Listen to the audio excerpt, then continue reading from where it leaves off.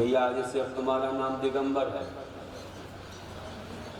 तुम्हारा नाम दिगंबर है कि श्वेतांबर है, पीतांबर है, लालांबर है, नीलांबर है, क्या है? दिख तो गई रहे, कोई नीलांबर, कोई पीतांबर, कोई श्वेतांबर, लालांबर, कितने दिख रहे हैं बता? अलग अलग अंबर वाले दिख रहे हैं, फिर भी दिगंबर। समझ में नहीं आता, दिगंबर कितना उल्टा काम हो गया। अंबर वाले होकर दिगंबर कैसे होते? बड़ा उल्टा लगता है। ये अनेकांत क्या है बताओ? तुम ही बता, अनेकांत तुम जानते हो तो बता। हमें लगाना पड़ेगा, फिर हम लगाएंगे हिसाब किताब, कैसे तुम्हें बचाना हमारे लिए तो लगाएंगे भी। ऐसा लगाएंगे कि हैं तो ये लोग अंबर वाले, तरह तरह के अंबर हैं, लेकिन ये दिगंबर को मानते हैं, दिगंबर पर श्रद्धा करते हैं, इसलिए दिगंबर हैं। इनके अंदर ये भाव है कि दिगंबर बने बिना मोक्ष नहीं, दिगंबर बनना पड़ेगा, दिगंबर से ही कल्याण होगा, दिगंबर बन के ही इस आत्मा को मुक्ति मोक्ष होगा और परम सुख की प्राप्ति इसी से होने लगी। इसलिए आपका श्रद्धा है, इसलिए बाकी पैसे नहीं हो डायरेक्टली, लेकिन आप दिगंबर पर श्रद्धा रखते हो, उनको मानते हो, उनको अपना पूज्य कहते हो, इसलिए आप उस मान्यता वाले होने से दिगंबर कहते हैं। ये है अनेकांत। कहीं ना कहीं से तो जमाना ही पड़ेगा भैया, इससे तो काम नहीं चलेगा। तो विपरीत काम हो रहा है कई जगह और विपरीत में ही श्रद्धान हो रहे हैं।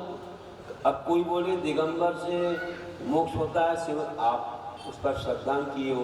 अब कोई बोले नहीं, वस्त्रों में ही मोक्ष हो जाएगा। आपने अपने आप को दिगंबर से नहीं कहा कि दिगंबर बनने से मोक्ष होता है। अब कोई बोल रहा नहीं, वस्त्रों से ही हम मोक्ष मान लेंगे, तो कौन सा मिथ्यात्व हो जाएगा? विपरीत मिथ्यात्व हो जाएगा। एकांत के बाद विपरीत का नंबर आ गया।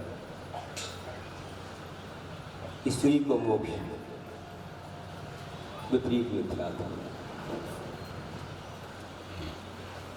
ऐसे कोई विपरीत मिथ्यात्व होते हैं। केवली कवलाहारी होते हैं, केवल ज्ञानी भोजन करते हैं। अरे बेटे 13वें स्थान में पहुंच गए, राग का तो अंत हो गया, राग किए, राग हुए बिना भोजन हो जाएगा। जब तक इस वस्तु को चाहिए, खाना है आदि आदि नहीं आएगा भाव, तो क्या भोजन हो जाएगा? उनका तो मोहिनी कर्म का अंत हो गया। और ये भूख लगती है तो असापा वेदनी है, वेदना होती है।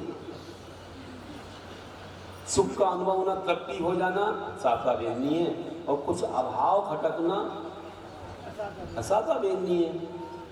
तो उनका तो वेदनी कर्म है जरूर, लेकिन असाफा वेदनी नहीं है, साफा वेदनी। क्योंकि वेदनी कर्म भी, कहूँ मैं आपसे कि वेदनी कर्म जरूर उनके पास है, उसका असर तभी होता है जब उसके साथ मोहिनी होता है। समझे ना? राग देश हुए बिना वेदनी कर्म अपना काम नहीं करता।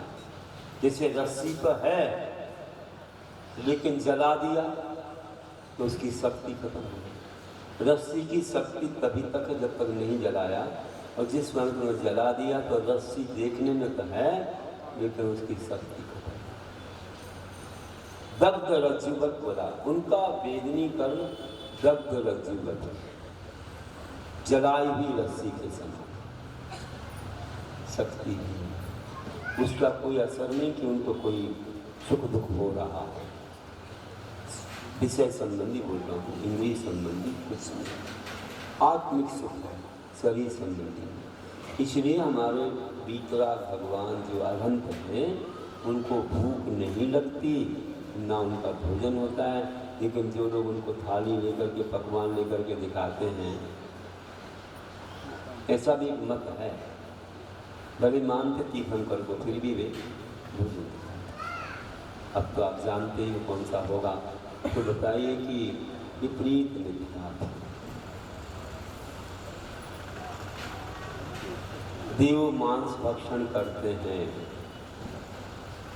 बलि आदि उनको चढ़ाना पड़ती है, ये सब गलत बात है, ये भी विपरीत मिथ्या। देव शराबपान करते हैं, शराब पीते हैं, ये विपरीत। ऐसे कई प्रकार के मिथ्यात्व हैं जो विपरीत मिथ्यात्व में आते हैं। देव तो उनके कंठ में अमृत भर जाता है, उन्हें सारी चीज़ों की क्या जरूरत है। लेकिन कल्पना है, कहीं से मत शुरू हो गया, किसी ने कह दिया, उसको मान लिया, और ये रूढ़िवाद है, चलता है। देखा देखी बोलते हैं, देखा देखी बोलते हैं, फिर देखा देखी की परंपरा अज्ञानता में चलती है। उसने किया उसने किया उसने किया, तो देख देख कर करते चले जाते हैं। कोई बाल के गधे के बाल वाली कथा नहीं सुनाई थी, गधे के बाल ही नहीं रहे थे, केशवंश हो गया पूरा। सुनाया था ना? सुनाया था नहीं सुना? तो ऐसा हो जाता है। गुरुनाम गुरु आचार्य ज्ञान सागर जी महाराज ने मानव धर्म में एक अच्छा उदाहरण दिया है। एक महिला संघ गांव के बाहर एक पेड़ की पूजा को चले,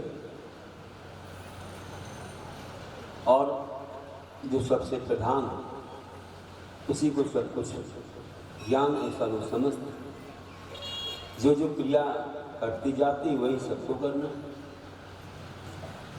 जाकर के वहाँ पेड़ को धागा आगा बांध दिया, कुमकुम वगैरह लगा दिया, ऐसे सबने लगाया।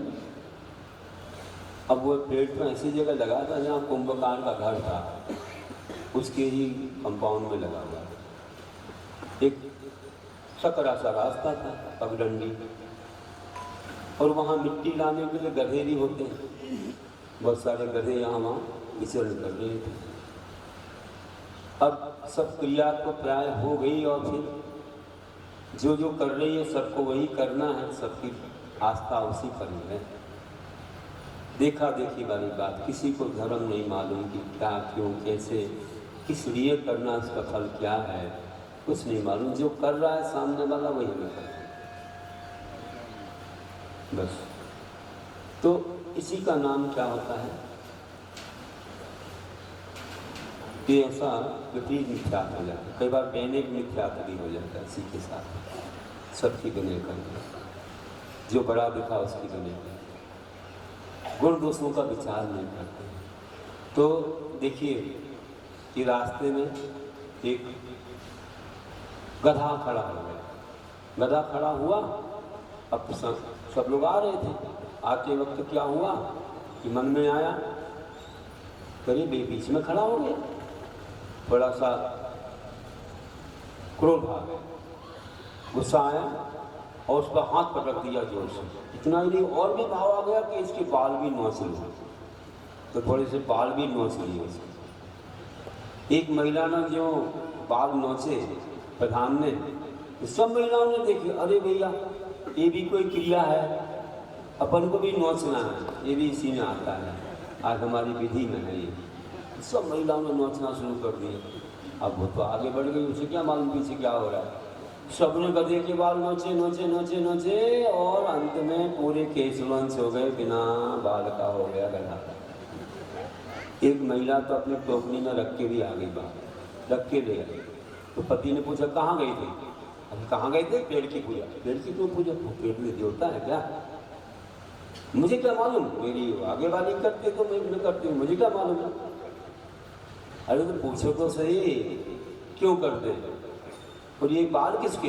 अरे जो गधे के बाल है, ये क्यों लाए? मुझे क्या मालूम, उसने किया तो मैंने किया, मुझे क्या मालूम, ये भी पूजा में आता होगा। अरे पूछ कर के आओ, ये क्या बाल लेके आ गई यहाँ, जा पूछ के आ। तो गई, जा कर के पूछा अपनी सहेली से, ये बाल क्यों लाए, गधे के बाल क्यों नोचे? बोली मुझे नहीं मालूम, आगे वाली ने नोचे तो मैंने नोचे। आगे वाले के पास गए तो बोलते आगे वाली नोचे तो मैंने नोचे, मुझे नहीं मालूम करते ऐसे।